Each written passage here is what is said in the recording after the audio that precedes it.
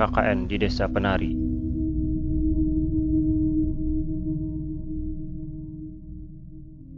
Tahun 2009 akhir, semua anak angkatan 2005-2006 sudah hampir merampungkan persyaratan untuk mengikuti KKN yang dilakukan di beberapa desa sebagai syarat lanjutan untuk tugas skripsi. Dari semua wajah antusias itu di kampus, terlihat satu anak yang tampak menyendiri. Widya. Begitu anak-anak lain memanggilnya, ia tampak begitu gugup, menyepi, menyendiri, sampai panggilan telepon itu membuyarkan lamunannya. "Aku sudah dapat tempat untuk KKN," kata di ujung telepon. Wajah muram itu berubah menjadi senyuman penuh harap. "Di mana?" "Di kota B, di sebuah desa di kabupaten.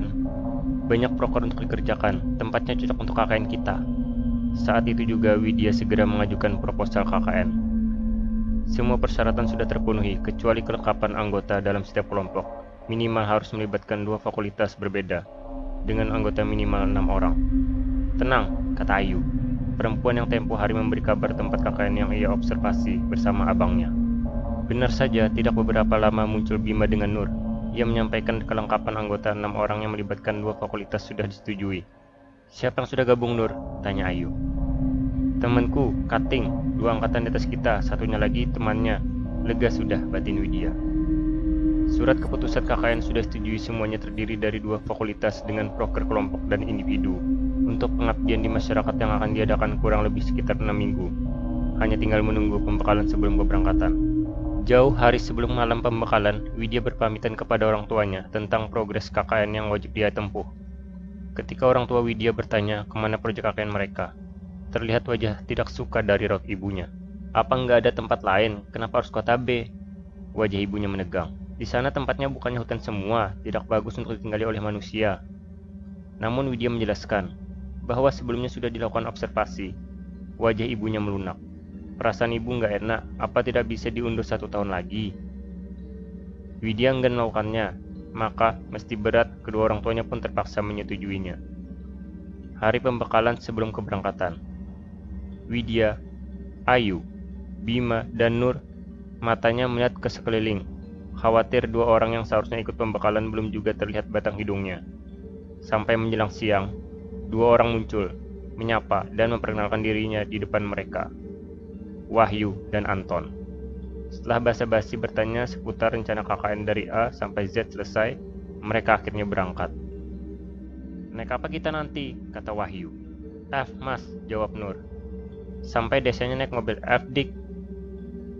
"Tidak, Mas, nanti berhenti di jalur hutan D. Nanti ada yang jemput," sahut Nur. Mendengar itu, Widya bertanya ke Ayu. "Yuk, apa desanya nggak bisa dimasuki mobil?" Ayu hanya menggelengkan kepala. "Nggak bisa, tapi dekat kok dari jalan besar, 45 menit kemungkinan." Disinilah cerita ini dimulai. Sesuai apa yang Nur katakan, mobil berhenti di jalur masuk hutan D, menempuh perjalanan 4-5 jam dari kota S. Tanpa terasa hari sudah mulai petang, ditambah area dekat dengan hutan, membuat pandangan mata terbatas. Belum sampai di sana, gerimis mulai turun, lengkap sudah.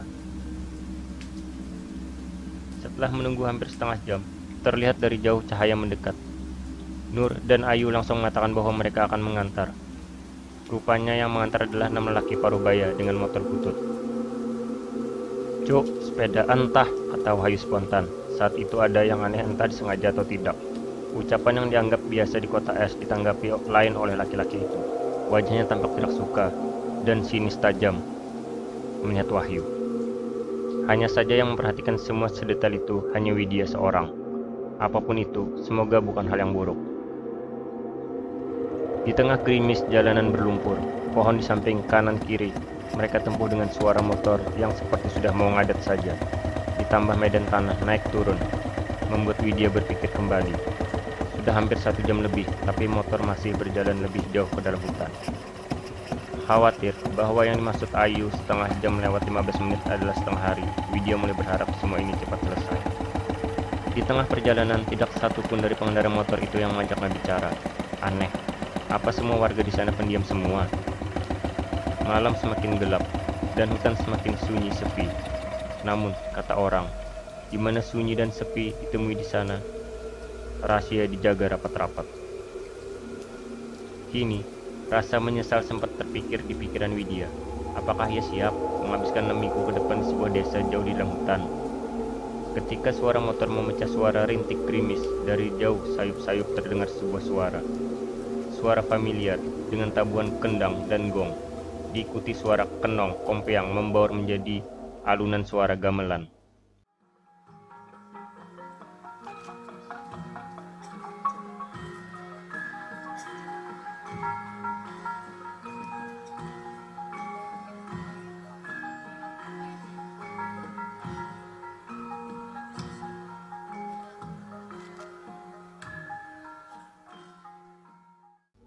Apa ada yang sedang mengadakan hajatan di dekat sini? Dan ketika sayup-sayup suara itu perlahan menghilang, terlihat gapura kayu menyambut mereka. Sampailah mereka di desa W, tempat mereka akan mengabdikan diri selama 6 minggu ke depan. Monggo, atau permisi, kata lelaki itu sebelum meninggalkan Widya dengan motornya. Merenerek, teriak Ayu. Di sampingnya berdiri seorang pria, wajahnya tenang dengan kumis tebal, mengenakan kemeja batik khas ketimuran. Ia berdiri seolah sudah menunggu sedari tadi. Kenalkan, ini Pak Prabu, kepala desa teman kakakku. Pak Prabu, ini teman saya yang dari kota yang rencananya mau KKN. Pak Prabu memperkenalkan diri, bercerita tentang sejarah desanya. Di tengah ia bercerita, Widya pun bertanya, kenapa desanya harus sepelosok ini? Dengan tawa sumringah, Pak Prabu menjawab. Pelosok bagaimana maksudnya Mbak?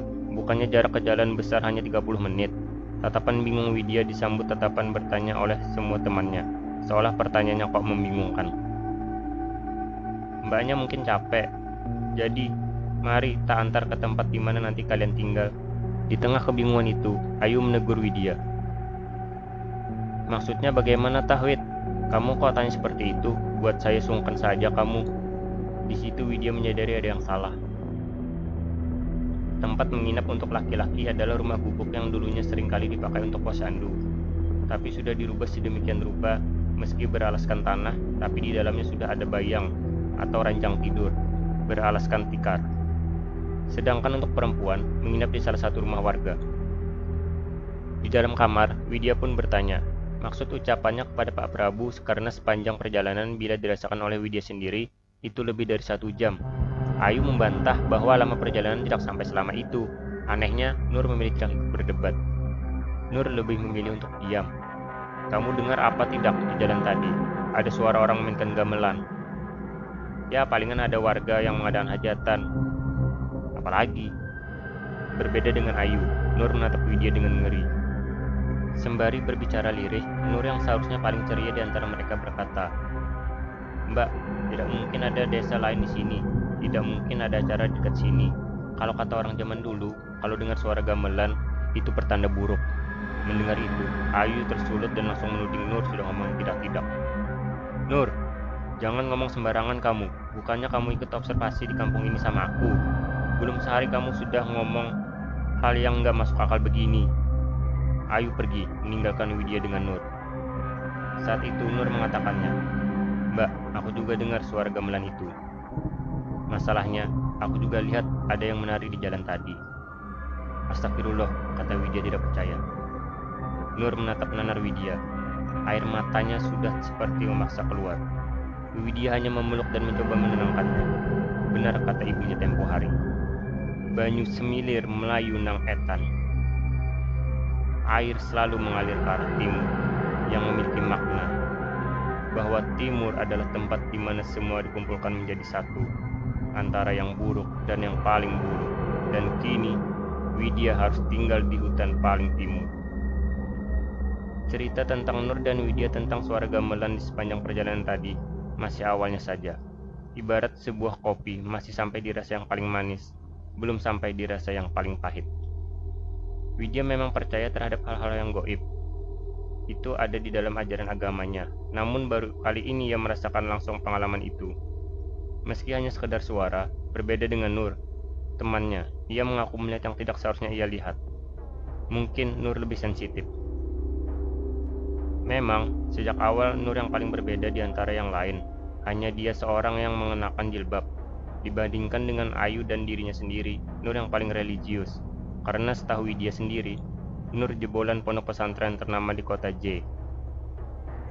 Terlepas dari itu semua, pengalaman KKN ini tidak pernah dilupakan oleh semua rombongan ini. Nur, kata Widya masih menenangkan. Nur, bisa nggak cerita ini nggak sampai menyebar ke teman-teman? Kan jadi nggak enak kalau sampai warga desa dengar. Apalagi kita di sini itu sebagai tamu. Insya Allah semua akan baik-baik saja ya. Nur mengangguk, meski enggan menjawab kalimat Widya. Dan malam itu tanpa terasa dilewati begitu saja. Keesokan harinya, rombongan sudah berkumpul. Sesuai janji Pak Prabu, hari ini akan keliling desa, melihat semua proker yang sudah diajukan oleh Ayu tempo hari, sekaligus meminta saran untuk proker individu yang harus dikerjakan oleh satu anak sendiri-sendiri. Ngenek iki, walau saya tinggal nang kene, aku ya pernah kuliah loh dek, sarjana lagi, kata Pak Prabu, bahasanya medok, campur-campur antara bahasa Jawa dan bahasa Indonesia. Mendengar itu, Wahyu menimpali. Itu loh, dengarkan bapaknya. Walaupun rumahnya di desa, nggak lupa kuliah. Wahyu melanjutkan. Bapaknya ambil apa dulu? Perhutanan ya? Bukan, kata beliau santai. Pertanian. Lah, di sini nggak ada sawah, gimana sih Pak? Ya memang sampean pikir hanya karena ambil pertanian harus terjun ke sawah. Jawaban Pak Prabu sontak membuat tawa pecah. Widya melirik Nur, dia sudah bisa ceria lagi, melupakan sejenak kejadian semalam. Sampailah mereka di pemberhentian pertama, sebuah pemakaman desa. Aneh. Itu yang pertama kali dipikirkan Widya, atau mungkin serombongan orang. Di setiap nisan ditutup oleh kain hitam. Pemakamannya sendiri dikelilingi pohon beringin, dan di setiap pohon beringin ada batu besar di sampingnya. Di sana ada lengkap sesajen di depannya.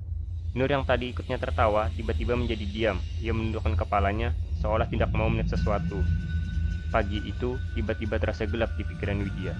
Mohon maaf Pak, ini kenapa ya kok? Belum selesai Widya bicara, Pak Prabu memotongnya. Saya tahu apa yang adik mau katakan.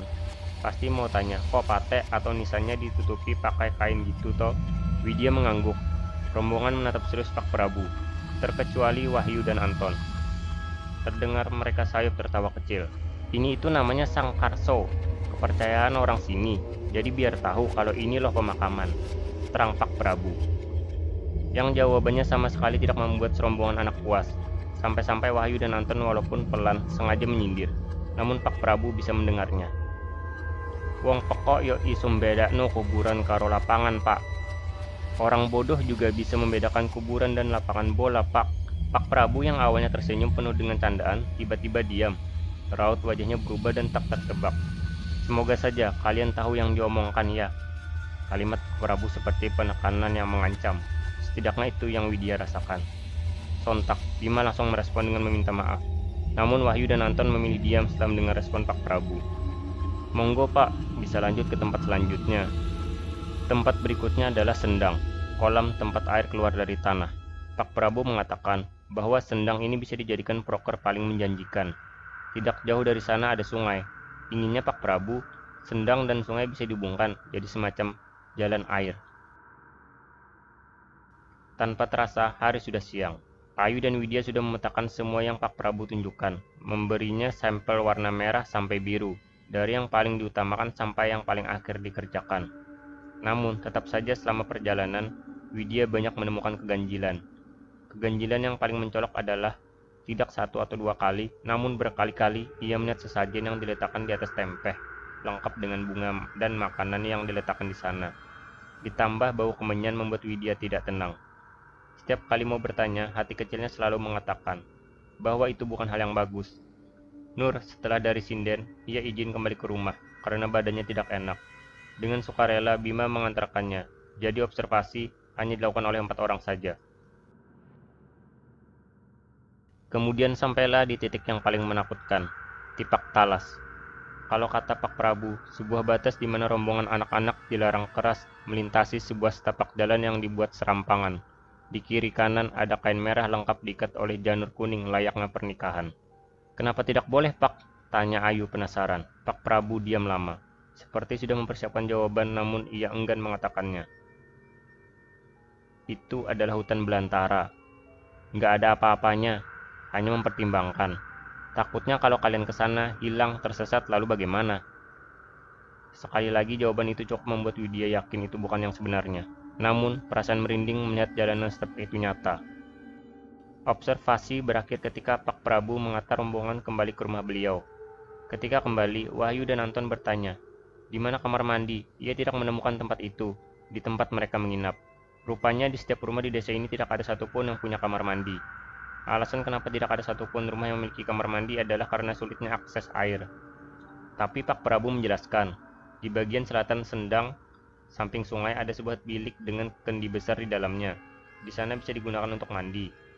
Tidak berhenti di situ, Pak Prabu mengatakan bahwa mulai hari ini, kendi di dalam bilik akan diusahakan selalu terisi penuh, terutama untuk mandi anak-anak perempuan. Untuk laki-laki, bisa mengisi air di kendi dengan cara menimba air dari sungai. Semua anak tampak paham, meski muka Wahyu dan Anton tampak keberatan, namun mereka tidak dapat melakukan apa-apa. Sekembalinya ke penginapan, Widya melihat Nur tengah tidur. Hari itu diakhiri dengan rapat dengan semua anak, lalu kembali ke kamar untuk mengerjakan laporan. Sore menjelang malam, Nur sudah bangun. Saat itu juga Widya memintanya untuk mengantarkan dirinya ke kamar mandi di bilik samping Sendang. Awalnya Nur tampak tidak mau, tapi karena dipaksa, akhirnya ia pun ikut dengan catatan. Nur adalah yang pertama masuk bilik. Widya setuju, ia nggak berpikir aneh-aneh. Selama perjalanan, ia melihat setiap rumah yang dilewati rata-rata sama. Semua rumah depan, tembok di depan, kiri kanan dari gedek atau bambu dianyam. Langit sudah merah, dan setelah menempuh jarak lumayan, akhirnya mereka sampai di Sendang.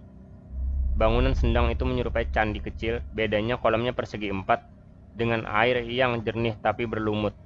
Setelah mencari-cari dari Sendang, ketemulah bilik itu, tempat di samping pohon asem, yang besar sekali, rindang, tapi mengerikan. Sempat ragu, tapi Widya bilang lanjut. Rupanya benar ada kendi besar di dalam bilik itu.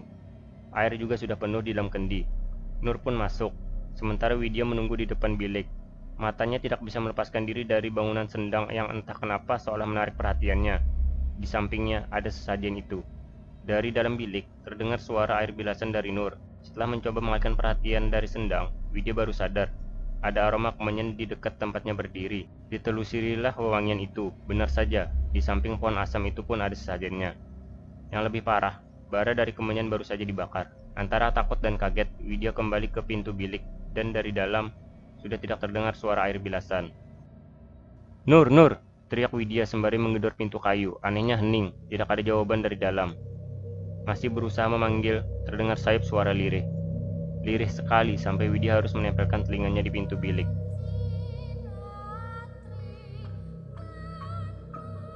Suara orang yang sedang berkidung. Kidungnya sendiri menyerupai kidung Jawa. Suaranya sangat lembut, lembut sekali seperti seorang biduan. "Nur, buka Nur, buka!" Spontan Widya menggedor pintu dengan keras, dan ketika pintu terbuka, Nur melihat Widya dengan ekspresi wajah panik. "Kenapa sih, Wid?" Ekspresi ganjil Widya membuat Nur kebingungan. Terlebih mimik wajahnya mencuri pandang bagian dalam bilik. "Ayo cepat mandi, ganti biar aku yang jaga di luar." Kaget, Widya sudah ragu. Melihat samping bilik ada sesajen. Widya tidak tahu apa harus cerita ke Nur soal itu. Namun dengan ragu, Widya akhirnya bergegas masuk bilik, menutup pintu. Bagian dalam bilik sangat lembab. Kayu bagian dalamnya sudah berlumut hitam. Di depannya ada kendi besar, setengah airnya sudah terpakai. Meraih gayung yang terbuat dari batok kelapa dengan gagang kayu jati yang diikat dengan sulur. Widya mulai membuka bajunya perlahan. Masih terbayang nyanyian kidung tadi. Widya mencuri pandang, ia tidak sendiri. Suasananya seperti ada sosok yang melihat dan mengamatinya dari ujung rambut hingga ujung kaki.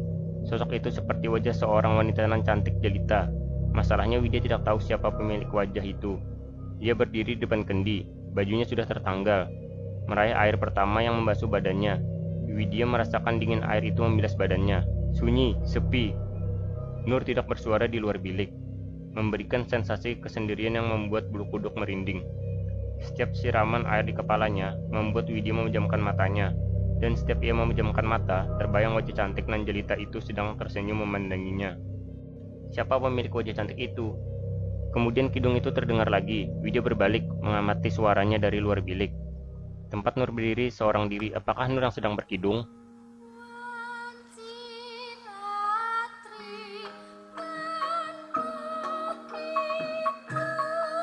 Pertanyaan itu menancap keras di kepala Widya.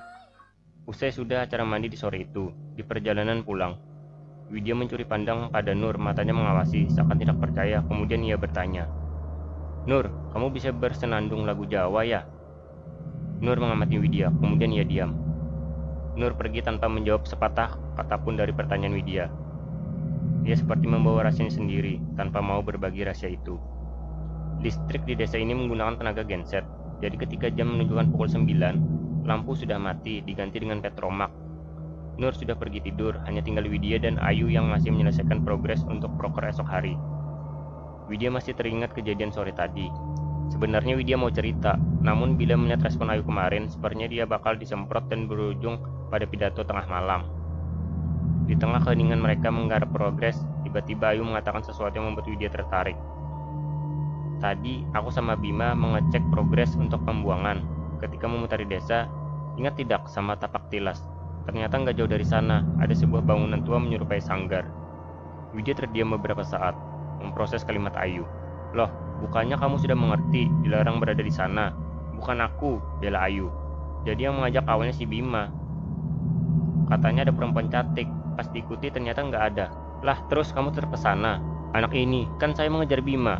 Apa dibiarkan saja anak itu nanti hilang?" Perdebatan mereka berhenti sampai di sana, namun perasaan itu, Widya merasa perasaannya semakin tidak enak. Sejak menginjak desa ini, semuanya terasa seperti kacau balau. Karena malam semakin larut, Widya pun beranjak pergi ke kamar. Di sana ia melihat Nur sudah terlelap di dalam tidurnya. Ayu pun menyusul kemudian, berharap malam ini segera berlalu. Tiba-tiba terdengar langkah kaki. Saat Widya melihat apa yang terjadi, bayangan Nur melangkah keluar. Ragu apakah yang membangunkan Ayu, Widya pun beranjak dari tempat tidur, berjalan mengejar Nur. Rumah sudah gelap gulita, sang pemilik rumah tampaknya sudah terlelap di dalam kamarnya. Di depan Widya, pintu rumah sudah terbuka lebar. Dengan perlahan, Widya melangkah ke sana. Malam itu sangat gelap, lebih gelap dari perkiraan Widya. Bayangkan pohon tampak lebih besar dari biasanya, dan sayup-sayup terdengar suara binatang malam. Sangat sunyi, sangat sepi.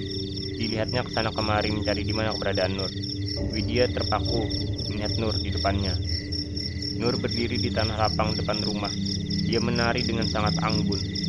Tanpa alas kaki, Nur berlenggak-lenggok layaknya penari profesional. Widya termenung mematung melihat temannya seperti itu. Ragu, Widya mendekatinya, tak pernah terpikirkan Nur bisa menari seperti itu. "Nur," panggil Widya. Tapi sosok Nur seperti tidak mendengarkannya. Ia masih berlenggak-lenggok, sorot matanya beberapa kali melirik Widya. Ngeri, tiba-tiba bulu kuduk terasa berdiri ketika memandangnya. Dari jauh sayup-sayup kendang terdengar lagi. Widya semakin takut. Tabuhan gamelan saut menyahut campur aduk dengan tarian Nur yang seperti mengikuti alunan itu. Kaki seperti ingin lari dan melangkah masuk rumah, tapi Nur semakin menggila. Ia masih menari dengan senyuman ganjil di bibirnya. Sampai akhirnya Widya memaksa Nur menghentikan tariannya. Ia berteriak meminta temannya agar berhenti bersikap aneh. Dan saat itulah, wajah Nur berubah menjadi wajah yang sangat menakutkan. Sorot matanya tajam, dengan mata nyaris hitam semua. Widya menjerit sejadi-jadinya. Kali berikutnya, seseorang memegang Widya kuat sekali, menggoyangkannya sembari memanggil namanya. "Wahyu." Widya melihat Wahyu menatapnya dengan tatapan bingung plus takut. "Malam-malam ngapain? Nari sendirian di sini seorang diri." Jeritan Widya rupanya membangunkan semua orang, termasuk si pemilik rumah. Widya melihat sorot mata semua orang memandangnya, tak terkecuali Nur, yang rupanya baru saja keluar dari dalam rumah. "Ada apa sih, Nak?" Kalimat itulah yang pertama kali Widya dengar. Si pemilik rumah tampak khawatir, namun Widya lebih tertuju pada Nur. Ia juga memandang dirinya.